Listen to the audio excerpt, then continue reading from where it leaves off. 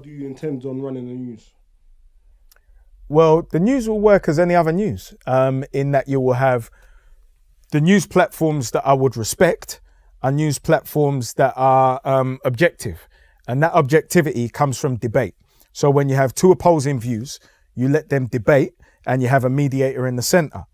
What we will watch and commonly call news are news stories when they're read to you. Now, of course, you will have reports, but when it comes to debates of diametrically opposing opinion, you should objectively be able to decide who won that debate and what was factual and what wasn't.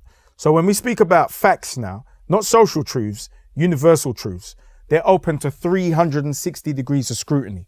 So when Tony Blair said, well, it's weapons of mass destruction, 45 degrees in, oh, Tony, you lied to us. There's no weapons, baby. Well, it's Operation Free the People. But when terrorism went through the roof, T, come on, baby. Come again. And hey, don't ask Tony to come again, because he will. But you see, when you say something and it's open to 360 degrees of scrutiny, that just happened to be a universal fact. I prefer it that way. Mm-hmm. So when you watch Newsnight and you may watch a debate, you could have the Israeli Defense Force saying this, and then you could have a Palestinian Authority saying that, and there's a debate, and there was Paxman in the middle, and then me as an objective free thinker can say it went that way or it went that way. But we didn't write a news story and present it to you at 6:30 when you got home from work and you look a dizzy, or at 8:30 in the morning when you look a simple and hungry, and say this is the case. So you saying you ain't going to be trying to persuade people to think a certain way? Everything persuades people to think in a particular way. But what I don't think is correct is that you should falsely propagate people. The greatest lie you can tell is omission. When you omit any fact, you are propagating people. And that propagation is usually negative. Omission is the greatest lie you can tell. It's what you don't say. So you're saying you're trying to be honest and transparent with your news network? Let's leave the term honesty out of it. Let's just be factual. Because facts are open to 360 degrees of scrutiny. It's not about being first. It's not about being quick. It's about being right. You're obligated to be correct in what you report. And especially when you're dealing with young minds that are forming. It should be ethical. Yeah.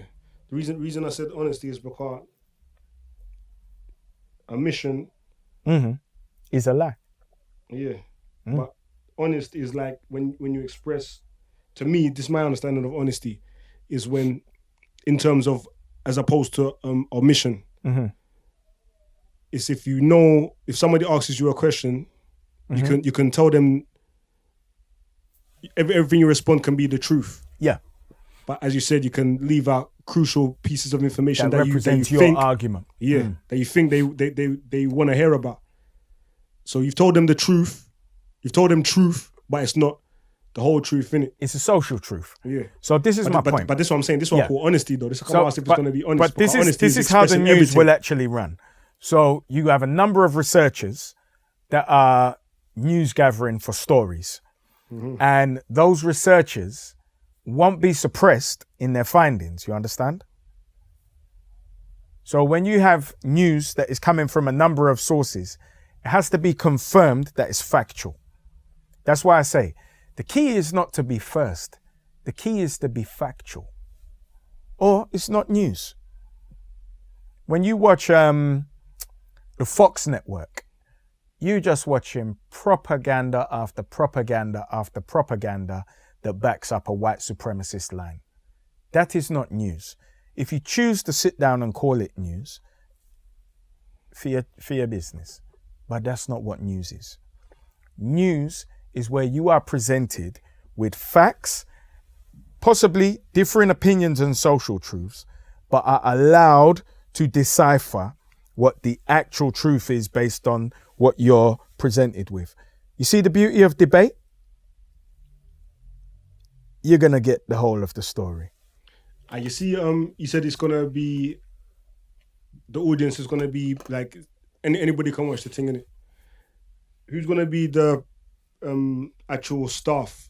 Is it gonna be a strictly black thing, or is it gonna be open to everybody working in terms of not just behind the scenes? Like any company, everybody will come. Like presenters. It happens that as the CEO, in the first instance, the vast majority of the talents that I'm bringing on board are African Caribbean. But just like Europeans, when they start a business, that's who they know.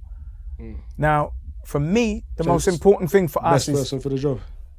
At some stage. And the best person for the job who's African Caribbean, who I've found at this stage, is how it starts out. Now, when it comes to ownership, we don't have any representation in mass media ownership. In the States, you do, but here we don't. And it's very important that we have a platform that can actually answer and articulate on behalf of African Caribbean people. Now, just like you have in EastEnders that will have as many of us are involved in their stories, it will be exactly the same for Indigo. In the fact that you will have certain news anchors, it will be exactly the same in Indigo. It's going to be proportional, isn't it? Based on what it is in our world, which is fair.